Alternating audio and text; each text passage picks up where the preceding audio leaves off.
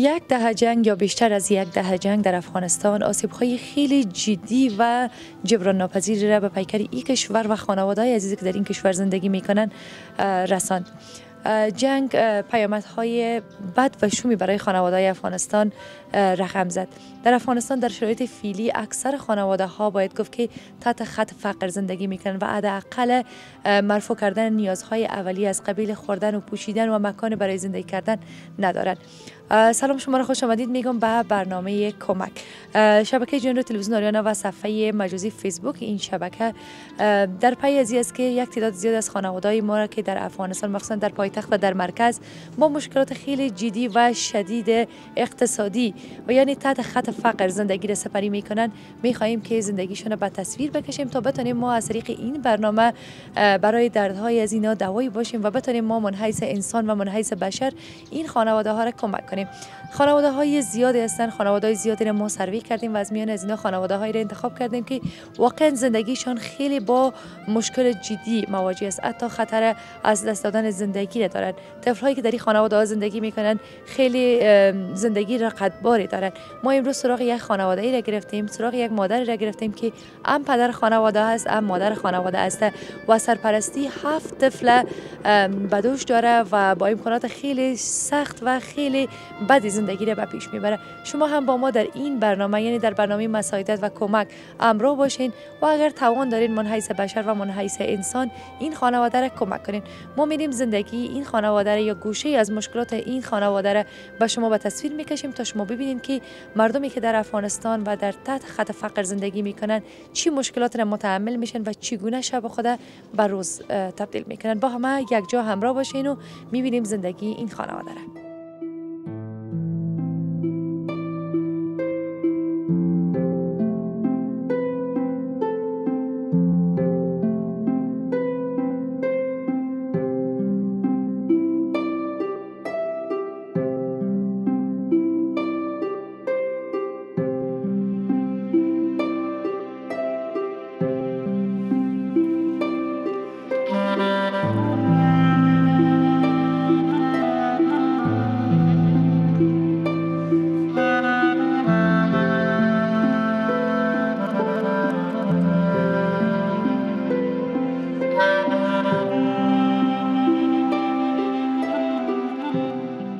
بینندگان نهایت عزیز صفحه مجازی فیسبوک شبکه جنرال تلویزیون آریانا و همچنین مخاطبین شبکه جانی تلویزیون آریانا، قسمی که در آغاز برنامه بر شما گفتم در بخش کمک هستیم، یعنی برنامه کمک هست و امروز ما سراغ خانواده را دیدیم و یا هم گرفتیم که واقعا زندگیشان حالت مرا خیلی بد کرده.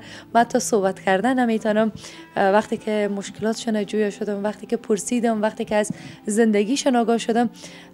میخوایم امروز زندگی از اینا یعنی گوشه از سختی های زندگی از اینا رو به شما به نمایش بگذاریم تا شما هم بدانید که در وطن عزیز ما افغانستان خانواده های ما یعنی اکثر خانواده های ما با چی مشکلات زندگی رو به پیش میبرن، شب به روز میکنن، مخصوصا خانم های عزیزه که خیلی یعنی با مشکلات و محدودیت هایی که در این جامعه هست سرپرست یک زندگی 8 نفری یا 10 نفری هستند، با آنکه سواد ندارن، با آنکه زمینه کاری نیست، چگونه این زندگی رو به پیش میبرن. واقعا خیلی سخت است. پس با ما همراه باشین تا صحبت‌های از یک خانم رنج دیده و دردمند، یک خانمی که خودش هم پدر خانه است، هم مادر خانه است، هم نانآور خانه است، در این برنامه با شما به نمایش بگذاریم تا شما هم ببینید که چگونه است و اگر از دست شما میشه لطفاً به این خانواده محترم کمک کنید تا که اینا هم بتونن حداقل زندگی را که یک انسان نیاز داره برای آن داشته باشن. پس با هم میریم و آشنا میشیم با این فامیل و این خانواده.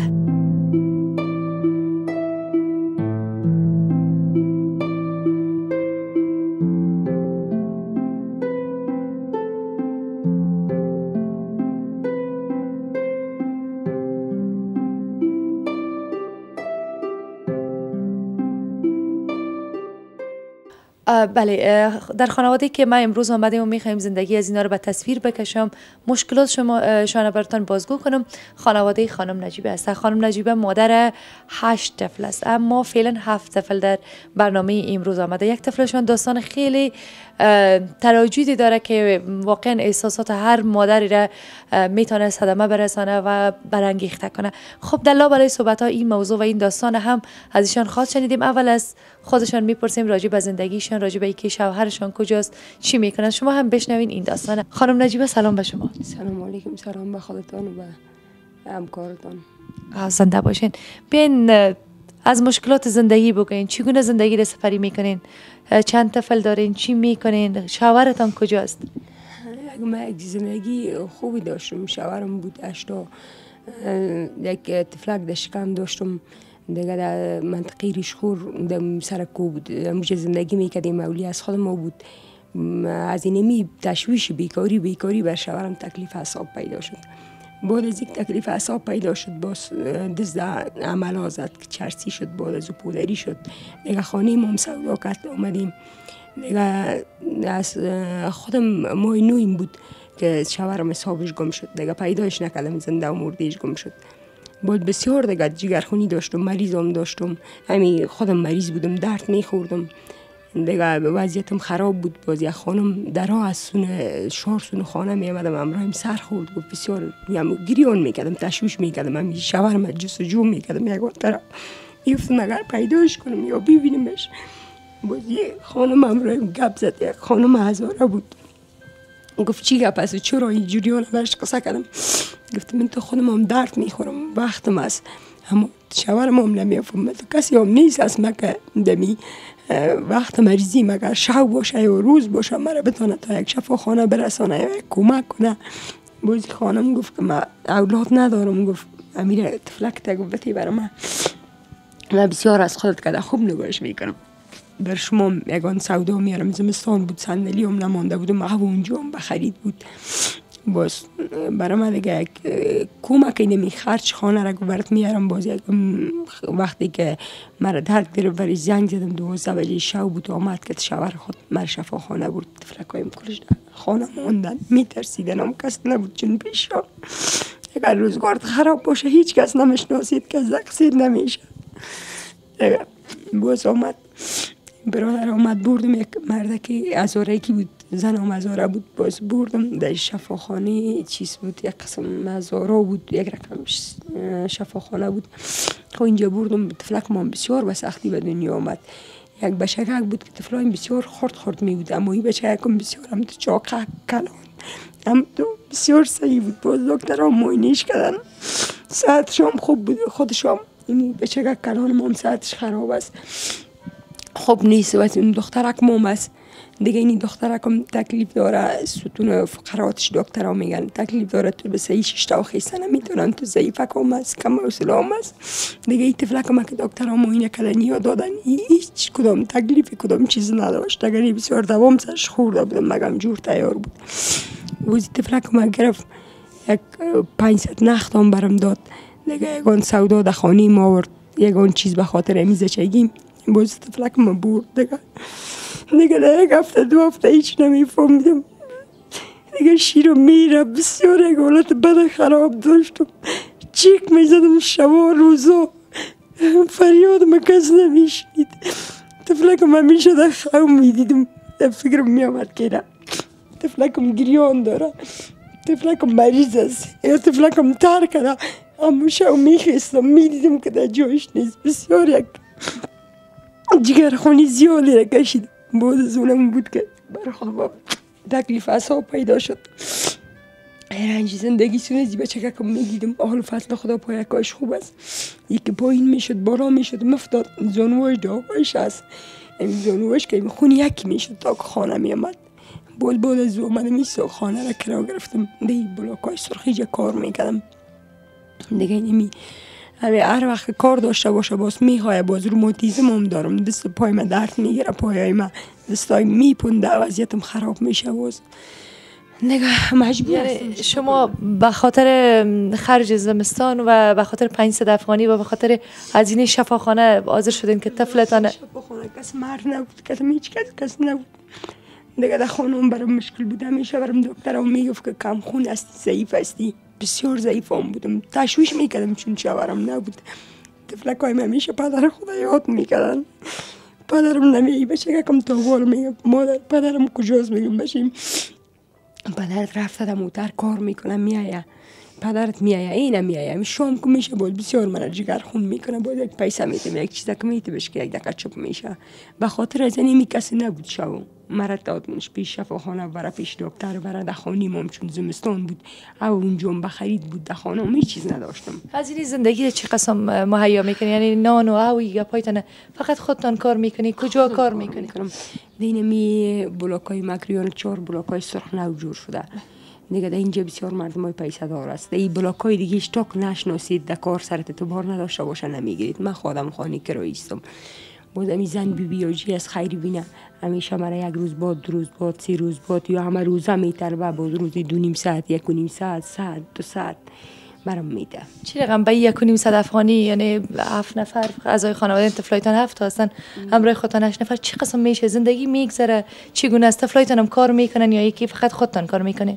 این بچه یک چند وقت تخم فروشی کرد بود از اونم ماندمش مکتب که شروع شد ناکام مونده مکتب خدا نمیخوان بازیگوشی میکرد باز دیگه کار نکردم در سرش مکتب ماندمش اینا رو باز از بیبیاجی که هست می کسی خیش قومش که هست باز یگان تا برش یک 500 یا 1000 که چیز میده بودم را 2 سیر یا 3 سیر آرت میگیرم امی صاحب خانه من بیبیاجی است یگان وقت کتم 1 سیر یا 2 سیر پیسه میده آرت میگیرم یا یک چیز کتم کمک میکنه یا این همسایه ما یگان وقت یک نان یک چیزشون که میمونه بود برام روی میکنن. خداوند خیر بده. خانم بسیار بوی میته نزدیک جوی است باز خیلی بینم بیبیاجی نی پکرام ما ناس کرد گفت اگه اینا باشه باز خانه بوی میته این می خانه ای که ششته می آشپزخانه‌ایش است دی خوراک بود میبینی آشپزخانه‌ایش هم ببینین بچه خلطه گندنه آورد پیشتر هم اونجا ماندمش این سر زمینو اگه گندنه که از چنی یک چیز کمک کرد میارن هم کمود از زمون خانه هم چیز از تشناب جانشویش است هم آشپزخانه از بسیار بوی میته وضعیتش خراب است. همیشه زیاد اولادا مکتب میرن میشه از دخترتان هستین نامش چیست؟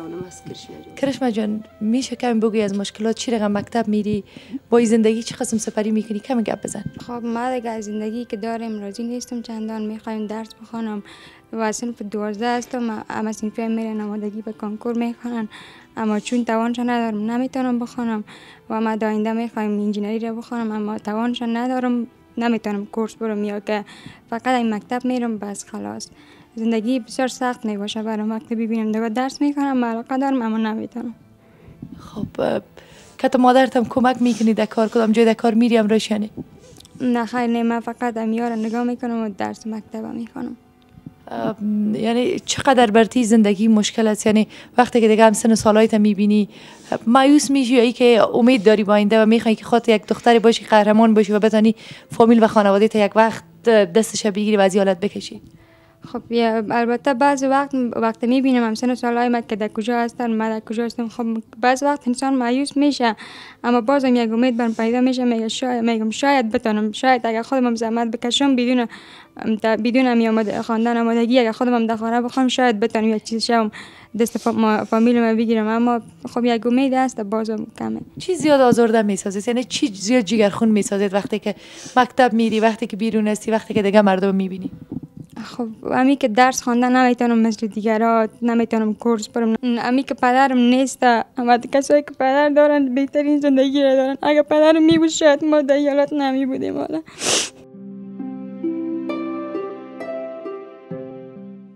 خب اگه پدرم میبود شاید ما در حالت نمی بودیم اما از کلی از چیزا که اگه پدرم میبود بهترین چیز بود خیر است پدرم میبود امی وضعیت قبول داشتم اما پدرم که نیست بسیار زندگی مشکل است بر ما.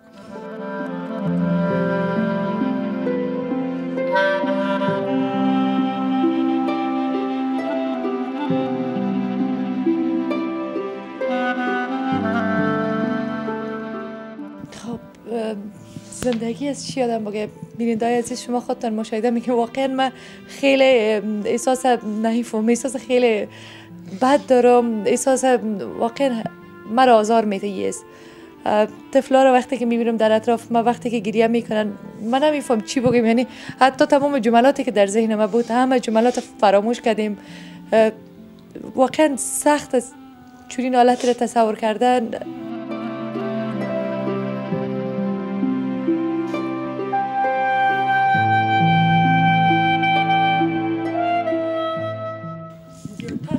کارهای گروهی و عذاب اینمی هستیم که طفلای آرام نیست، جنگ میکنن، سرصدا رویشون تکه تکه است. بزرگک تکلیف داره، یکم نمیتونن خدا گرفته دیگه. بزرگک صنف اول مکتب است. در مکتب در هر وقتی که میره شامل میکنه، استادا رو اذیت میکنه، شوخی میکنه، بیگفتی میکنه، میکشدش. این پس این سال به بسیار مشکل صنف اول شاملش کردیم. نه روز خدا گرفته میتونن نشم و نه کدام پیسه تداویش دارم. تو شکچره کشینی میشه سرطان واسه اگر روز خوش میتونم یا شب تو شکچره زیر پاش مندازم. اینی بچه که مسکینه 16 ساله شده این امسال، اگر هم صنف هفت مکتب است، ناکام مانده میره. باز پیش معلومه یک روزواری میکنه، اگر کامیابش میکنه زینش کار نمیکنه، حسابش خراب است، همین گپ بزن زشت میشه کدت، هر چیز میزنه، سیر و گشته نمیتونه. پیسه تداویش دارم و نکدام چیز کدام میتونم برش. کلش به من رنج است، سر هر کدامش که میبینیم، سر پدرش، سنی اولادایش میبینیم میکاره. پدرش اگر در خانه میبود شاید که یک ذره داریشون نکده میتونست، یا این رقم نمیبودن یا تداویشون نکده میتونست. اما چون که زندگیم سخت است، به کل مشکلات روزگار خودم تنها تیر میکنم دیگه. خصوصا این طفلک نگیم که یادم میایه، میبینیم هم سن سالش اگر میبود حالا 2 ساله بود این پیشم.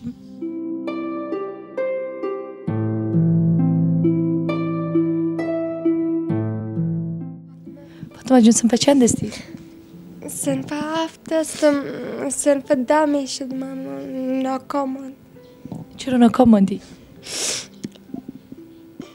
خب درس نمیخوام. درس میخواندم، کورس نمیگرفت. برای مادر من میگفتم، میگه توانش ندارم بچیم، از کجا کنم برات.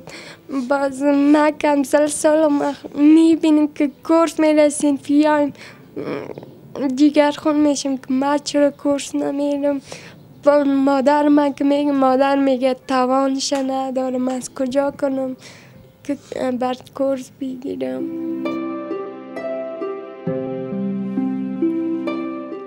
قسمی که دیدیم خانواده طفلاش همه شکر خدا مکتب میرن، اما از نبود امکانات باز هم طفلاشون همه رنج میبرن. همه به خاطر از اینکه امکانات ندارن که درست درس بخونن، در یک صنف 2 صنف حتی ناکام ماندن. وقتی که ذهن انسان، روان انسان آرام نباشه، بدون تردید خواندن درس هم خیلی مشکل است. و بازم من افتخار میکنم به این مادر قهرمانی که خودش همه این مشکلات متحمل شده و باز هم طفلای خود کوشش میکنه با هر مشکلی که هست راهی مکتب کنه تا آینده طفلایش خوب باشه. ما باید کمک کنیم من حیث بشر، من حیث انسان، تا همچون خانواده هایی که همت دارن و به خاطر آینده فرزندان خود گام برمیدارن، ما باید دست از اینا رو بگیریم و ما اینا رو یاری برسانیم تا که اینا هم بتونن فرزندان خود به گونه شاید و بایدش بزرگ کنن. اما واقعا خیلی مشکل است با این حال در شرایط فعلی افغانستان، در حالی که نرخ تحصیل هم در افغانستان خیلی بلند است، اما با آن هم مجبوریت است. میم از یکی از دیگر از دخترای خانواده یا کودکان خانواده میپرسیم از مشکلاتی که در زندگی داره، او هم باید گوشه را بیان کنه تا ما بهتر درک کنیم و به عمق زندگی از اینا پی ببریم. خب شوهرتان بیخی گم است، تلاش کردین پیدا کردن نتونستینش؟ جای دور جستجوی نکردم دیگه، تا جایی که دستمان قدرتم بود و گشتم و پرسان کردم پیدا نکردم. نمیفهمم دیگه که کجا هست، هیچ خبرش ندارم. خیلی اقارب کس ندارین که شما رو کمک کنه ایور مثلا؟ داریم دیگه، هر کس در فکر زندگی خود است. تو روزگار خوبی هم ندارن، تلاش کردن که شوهرم پیدا کنن اما نتونستن دیگه. هر کس کلش اشتوک داره از در فکر روزگار خود است. اگه تو شوه یک مابات یا 2 مابات یا یک خلطه پیاز یا یک کشولو بیارن یک خبر ما بگیرن، از زیاد نمیتونن، از توانشان نمیشه. بینندگان نهایت عزیز، صفحه مجازی سوشال میدیا و یا هم صفحه فیسبوک شبکه جنرال تلویزیون آریانا زندگی خانواده رنجیده و خانواده‌ای که واقعا به کمک نیاز داره با هم یک جا شنیدیم، داستان زندگی، حکایت زندگیشان و از مشکلات خانواده آگاه شدیم. پس بیاین شما هم در هر گوشه از دنیا که هستین، اگر توانایی دارین، بیاین 1% حداقل از مصارف اضافی زندگیتان پس انداز کنین و به همچون خانواده ها کمک کنین تا هم چراغ دین و هم چراغ آخرتتان باشه و در کنار از اون ما بتونیم یک خانواده را که واقعا نیازمند است کمک کنیم تا در زندگیشان تغییر اندکی بیاید و اونا هم بتونن مانند سایر افراد زندگی کنن، حداقل زندگی زندگی، حداقلی که هر انسان برای ادامه حیات نیاز داره، حداقلی که باید یک لباس داشته باشن، نان داشته باشن، یک لقمه نان، او هم نان آنچنانی. اگر شما میتونین، توانایی دارین، بیاین به این خانواده نهایت عزیز کمک کنین. شماره تماسی که در روی اسکرین است، در پایین صفحه ما است، شما میتونین به این شماره ها تماس بگیرین. اگر کمک دارین کمکتون با ما بفرستین. کمک های شما مطمئن باشین که به این خانواده میرسه، چون ما طی برنامه‌های متعدد و در ملال عام این کمک ها را به این خانواده میرسانیم و شما از رسیدن کمک ها و از رسیدن پول و یا هم هر کمکی که به اینا میکنین خودتان دوباره در جریان میشین و مشاهده میکنین. ما منتظر کمک و مساعدت شما به این خانواده رنج دیده و به این خانواده مستحق و نیازمند البته منتظر هستیم. واقعا من وقتی که آمدم از نزدیک دیدم اگر من خودم توانایی مالی داشته باشم به این خانواده کمک میکنم. شما هم اگر در هر گوشه از دنیا هستید توانایی مالی دارین میتونید کمک کنید این خانواده را اذیت نبرید، چرا که زندگی کردن برایشان واقعا دشوار است و این مادر تنها نگذارین. بیاین با این مادر کمک کنین، با این مادری که با تمام رنج و سختی و زحمت کوشش میکنه که آینده خوبی را برای فرزندان خود رقم بزنند. بیاین شما هم در این موضوع خیلی مهم این خواهر ما را کمک کنین تا که این خواهر ما توانا شود و در آینده خانواده های خوبی برای فرزندان خود بتونه ایجاد کنه و یک زندگی خوبی را داشته باشن. یک پرسش آخری از خواهر ما و خواستشون که از هموطنان ما که برنامه رو مشاهده میکنه چی هست؟ خواست من اگه اینمی از خورگم که اینمی اولادایم به یک جایی برسن، درس تحصیل خودانه پیش برده بتانن. دخترکم که مونده از مکتب اینه چند سال شد ناکام میمونه. این بچه کم درست کتاب مکمل در مکتب نمیتیشون، موم خریده نمیتونم، کورس هم برشان گرفته نمیتونم، دم مسئولایی را که نمیداشته باشن هم مشکلشان میباشه که ناکام میمونن دیگه. یک اینمی اولادکایم یک چیز برای یک خانگاه داشته باشم که دیم خانی کرایی برایم دیگه دمی سختی روزگار زیادتر میخوایم که دمی طفلکایم اگر تداویشان شوه دیگه بالای سر از میا باشم از خانه نبرایم. اگر کدام کمکی کتم شوه که همیاره نگاه کنم. هر جایی که من میشینیم به عذاب هستم که شان سر صدای همسایه میبرایه به خاطری که تکلیف دارن، جنگ میکنن، زدن حق میکنن، یکی دیگر را میزنن، اوزار اذیت میکنن همسایه را. نام خدا 8 اولادم مشکل از خانی کرایی بسیار برام مشکل میشه. اگر جایی در کارم میرم بسیار دلم نارام میباشه، جگرخون میباشم که کی را زدن یا کس زدشان یا جنگ کردن یا یکی دیگر را زدن، چی کردن، چی رقم کردن. خب تحصیلشان پیش برای یک چیزی آیندهشان خوب تر شوه. من نمیتونم که برایشان یک کورس بگیرم یا یک چیز کمک شوم کدشان. زنده باشین. تشکر.